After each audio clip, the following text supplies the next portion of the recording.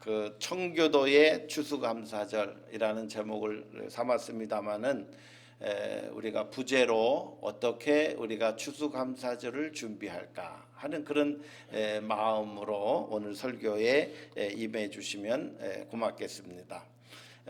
우리가 교회의 절기 가운데 아주 중요한 절기가 있는데요. 그것은 부활절도 있고요, 추수감사절도 있고요, 그리고 또 성탄절도 있습니다. 그런데 교회가 왜 이렇게 절기를 지켜서 신앙생활을 하는가? 유대인들 보면요, 유대인들은 중요한 절기가 7개가 있습니다. 그래서 그 7개의 절기를 통해서 그들은 신앙생활을 하는 거예요. 그래서 이제 그 제가 아는 유대인 중에 그렇게 아주 신실하지 않은 유대인이 있어요. 유대교에 덜 신실한. 근데 이 사람은요, 대속죄일이 되면 꼭 하루 금식을 합니다. 그래서 왜 이렇게 너는 이렇게 열심히 유대교를 신봉하지 않는 것 같은데 왜 금식을 하냐 물어보니까 이 날을 통해서 나의 신앙을 하나님 앞에 점검받고 회복하기를 원한다. 그렇게 얘기를 하더라고요. 그래서 이 하나님께서 이스라엘 백성들에게 7가지 절기를 주셨는데 그 7가지 절기를 통해서 이스라엘 사람들은 그들의 신앙을 유지하고 회복하고 성장시키는 역할을 하더라고요. 마찬가지로 이제 그거를 또 압축을 하면은 그 구약에 보면 3가지 절기가 또 나옵니다. 그것은 유월절. 유월절은 이제 그 애굽에서 해방된 것을 기념하기 위해서 이제 절기를 지키죠. 이거는 뭐와 관련돼 있습니까? 구원의 기쁨과 감격과 연결돼 있어요. 우리가 하나님께서 우리에게 구원해 주신 것에 대하여 늘 리마인드하고 살아가야 된다는 거예요. 그 다음에 두 번째로는 초막절이 있어요. 죄송합니다. 칠칠절이 있어요. 이것은 맥추절이라고 하기도 하고 오순절이라고 하기도 합니다. 신약에 오면 이 오순절날 성령님께서 임하셔서 영적인 그런 그 세계의 새로운 시작을 알리시는 놀라운 역사가 오순절날 일어났던 것을 알 수가 있습니다. 이 사람들은 그 처음 열매 맺은 그 처음 초실절이라고 하기도 하죠. 이 처음 맺은 열매를 가지고 하나님 앞에 영광을 돌리는 날이 바로 칠칠절이었습니다. 맥추절이었습니다. 옛날에는 우리가 맥추감사절도 지냈는데 미국에 와보니까 맥추감사절이 없어졌더라고요.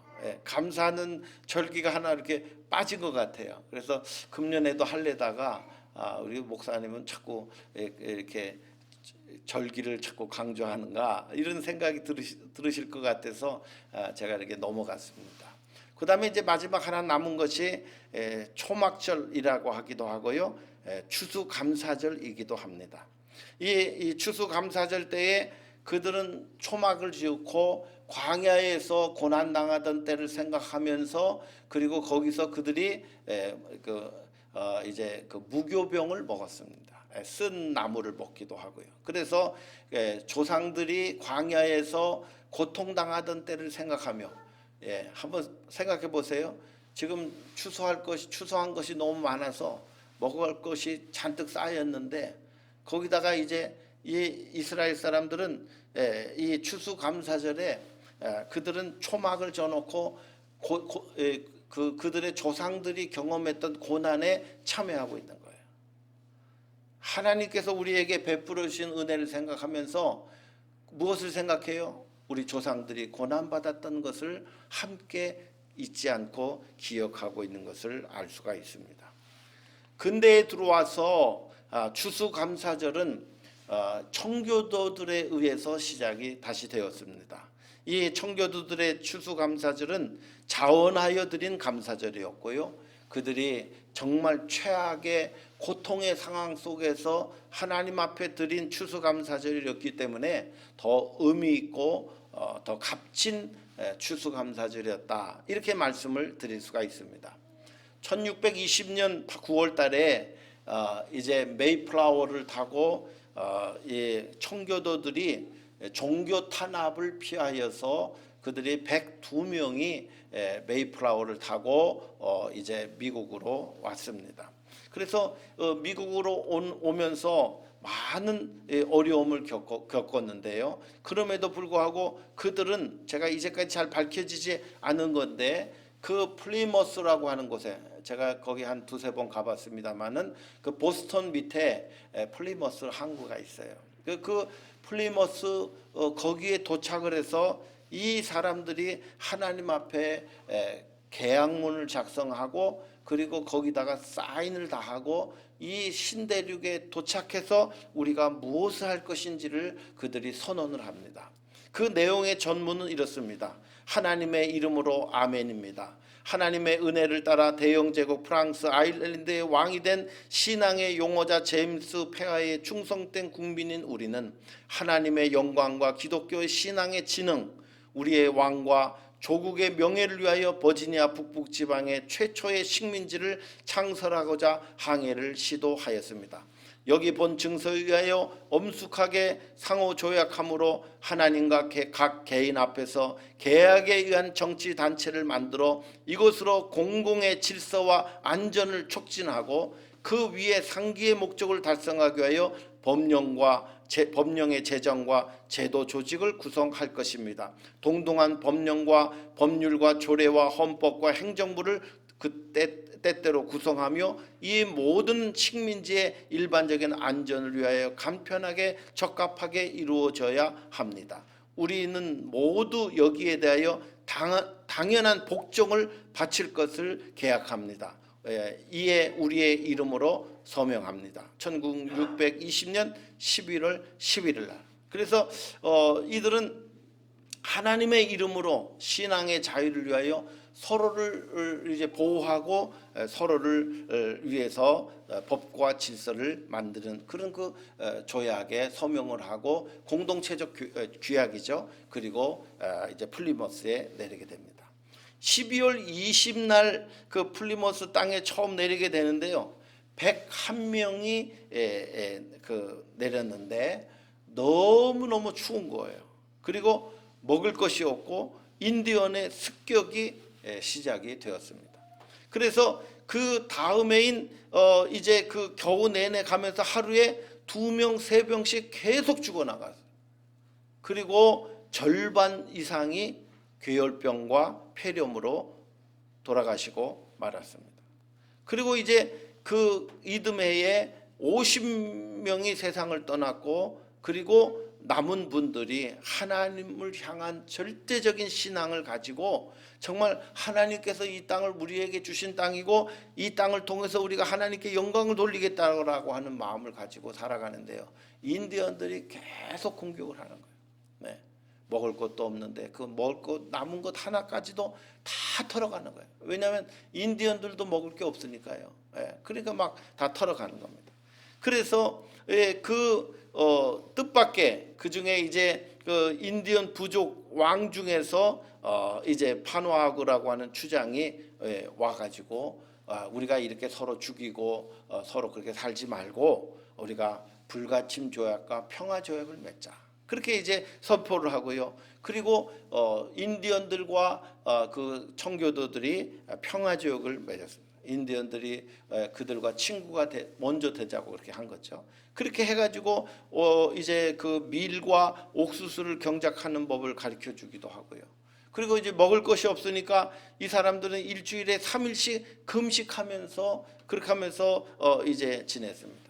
인디언들이 와서 식료품을 나눠주기도 하고 짐승들을 잡아다가 갖다 주기도 하고 그렇게 하면서 정말 최악의 그런 겨울을 보내고 한 해를 보내면서 이 사람들이 그 땅에 보리와 밀과 옥수수를 심어서 가을에 이제 대풍이 이렇게 일어나게 됩니다. 그래서 그 풍작한 첫 해에 이들이 하나님 앞에 추수감사절 예배를 드리는데요. 3일 동안 이제 3번의 추수감사절을 보냅니다. 첫 번째 주일은 11월 달에 드렸는데 이 기도와 찬양과 말씀으로 하루 온종일을 보내는 거예요. 청교도들의 추수감사절은 하루 종일 하나님 앞에 기도와 찬양과 예배로 말씀으로 하루를 보냈습니다. 그리고 두 번째 날에는 음식을 풍성하게 만들어서 서로에게 식탁을 나누는 일들을 했습니다. 네. 이웃들을 초청했죠. 그 다음에 세 번째로는 인디언들을 초청을 했는데요. 90여 명, 자기네들보다 2배가 많은 사람들을 초청을 해가지고요. 그들에게 음식을 나눠주고 그리고 그들에게 이렇게 교제하는 시간을 가졌던 것을 알 수가 있습니다. 이 청교도들의 추수감사주일은 내용이 뭐냐? 첫째는 하나님, 우리가 오늘날까지 살아있게 하신 것 하나님의 은혜요, 하나님의 돌보심입니다 라고 하는 것에 대하여 그들이 하나님 앞에 감사했습니다. 두 번째로는 하나님 이 땅에서 이제는 우리가 탄압받는 신앙생활이 아니라 자유롭게 신앙생활 할 수 있게 하여 주심에 대하여 하나님 너무 감사합니다. 신앙의 자유에 대한 감사했습니다. 그리고 그들이 이 감사를 표현하기 위해서 이웃사랑, 또 더 나아가서는 원수사랑까지도 실천했던 것이 바로 이 청교도들의 추수감사절 예배였다. 이렇게 이제 말씀을 드릴 수가 있습니다. 오늘 성경 본문은 추수감사절을 지키는 이 이 청교도들의 신앙의 영성과 일치하는 그 성경 구절이 있어서 제가 오늘 이 말씀의 본문으로 삼았습니다. 거기 한번 보시면은 시편 116편 12절에 있는 말씀 보니까 여호와께서 내게 주신 모든 은혜를 무엇으로 보답할꼬? 여호와께서 내게 주신 모든 은혜를 무엇으로 보답할꼬? 하는 것이 이 시편 기자의 고백이었던 것을 알 수가 있습니다. 오늘 성경에 있는 이 말씀을 통해서 감사절을 지키는 자의 기본적인 마음의 자세는 뭐냐? 하나님의 은혜를 아는 자만이 감사절을 의미 있게 보낼 수 있다라고 하는 것을 우리에게 알려주고 있습니다. 하나님의 은혜가 우리 가운데 있으면 감사절이 의미가 있는 거예요. 그런데 하나님의 은혜를 모르면 이 감사절은 아무 의미 없게 그냥 지나가 버리고 말게 될 것입니다. 오늘 성경 본문에 있는 말씀 보니까 첫 번째로 이 시편 기자가 경험했던 내가 무엇으로 이 은혜를 보답할꼬?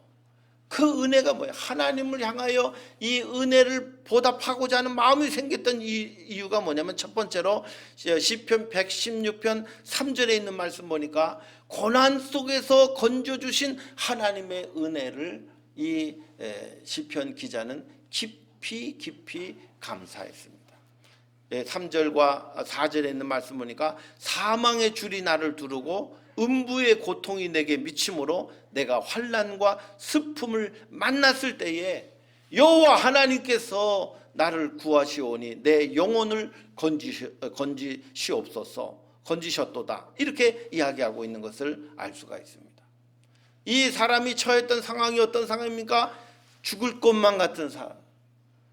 그 다음에 음부의 고통이 그에게 미쳤는데, 그리고 그가 환난과 슬픔을 만났는데 내가 하나님 앞에 호소했더니 하나님께서 그 정말 고통에서 나를 건져 주셨다는 것입니다.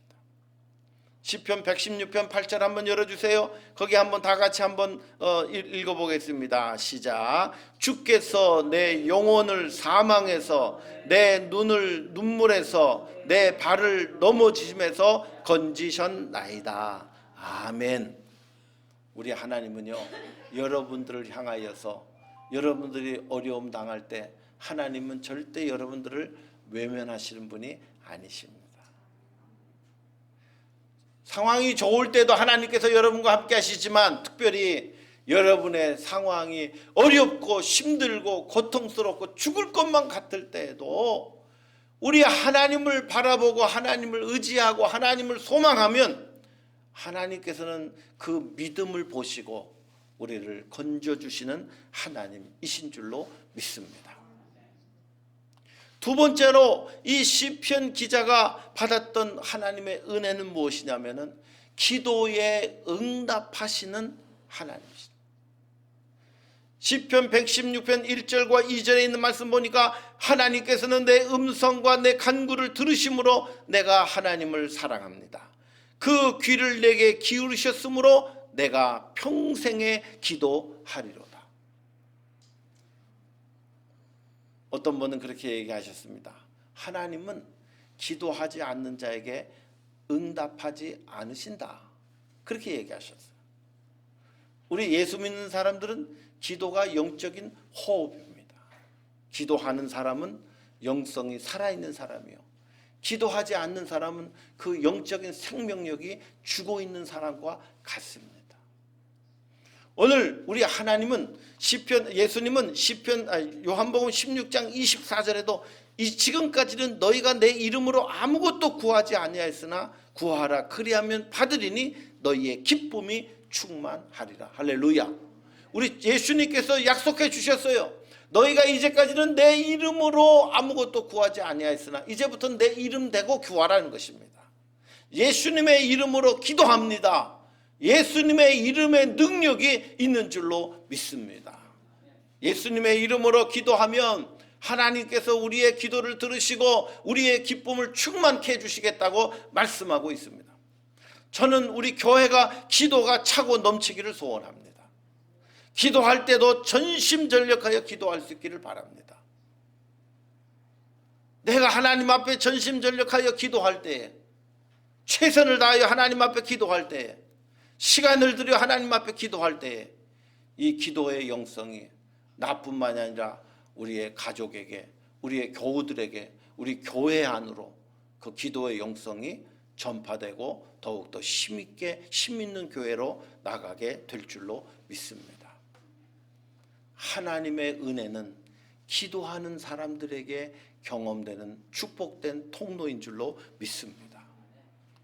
기도가 많을수록 기도 응답도 많을 것이고요, 하나님의 은혜도 많이 체험하게 될 것입니다.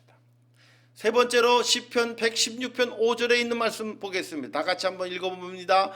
시작. 여호와는 은혜로우시며 의로우시며 우리 하나님은 자비하시도다. 이 시편 기자는 하나님의 은혜를 어떻게 깨달았습니까? 은혜로우신 하나님을 깨달았기 때문에, 그리고 이 하나님은 의로우신 하나님을 깨달았고요, 자비하신 하나님을 깨달았어요. 그래서 그 입술에 하나님 앞에 이 은혜를 어찌 갚을꼬, 하나님, 이 은혜로우신 하나님을 만난 거예요. 은혜로우신 하나님을 만난 사람들은 성품이 바뀝니다. 하나님께서 주신 성품으로 바뀌어요. 성품이요, 자비로운 성품으로 바뀝니다. 우리 이 속담이 맞는가 모르겠는데 그 아비의 그 자식이라고 그랬어요. 그죠? 예. 우리는 하나님을 가까이 하면 할수록 하나님의 성품이 우리의 성품이 되는 줄로 믿습니다. 우리의 성품이 자비롭고 은혜롭고 의로운 성품을 가지고 나아가도록 해야 돼요. 은혜롭다는 것은 베풀 줄 안다는 거예요. 사랑할 줄 안다는 거예요. 다른 사람을 쓰다듬을 줄 안다는 거예요. 의롭다는 것은 하나님의 말씀에 충성할 줄 안다는 것입니다. 순종할 줄 안다는 것입니다. 이웃 앞에 내가 해야 될 의무에 대해서 책임지고 할 줄 안다는 것입니다. 자비롭다고 하는 것은 다른 사람들을 용서할 줄 아는 마음을, 너그러운 마음을 가지고 있다는 것입니다.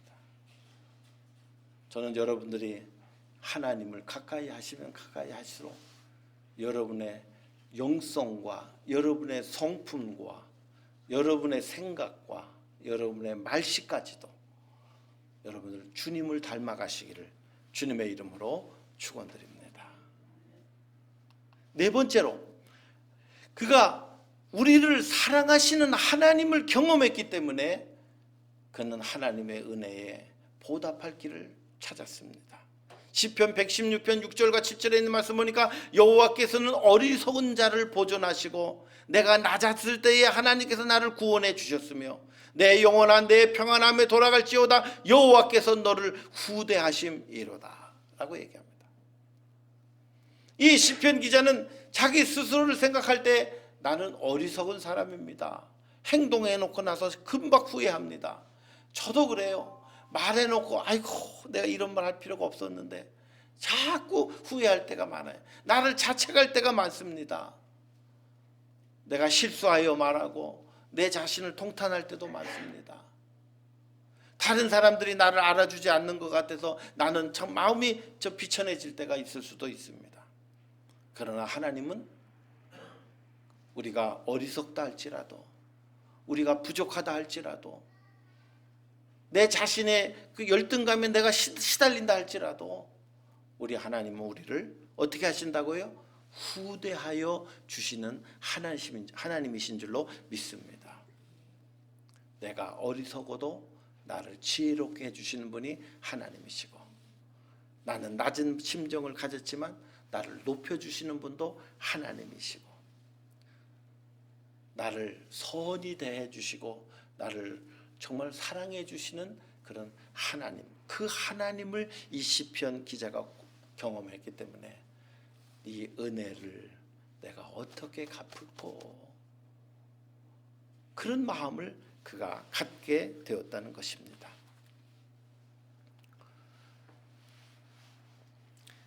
이러한 내가 어떻게 내가 이 하나님의 은혜를 갚을꼬 라고 하는 이 마음을 가지면서 그가 세 가지 결단을 하게 됩니다.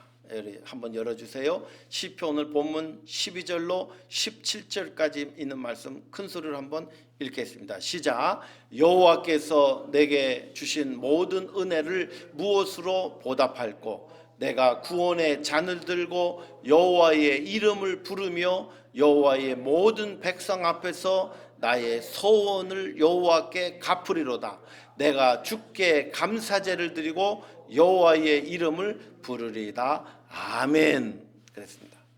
내가 어떻게 하나님의 은혜를 갚을꼬? 첫 번째로 나를 구원해 주신 하나님의 이름을 높이 찬양하겠다는 것입니다.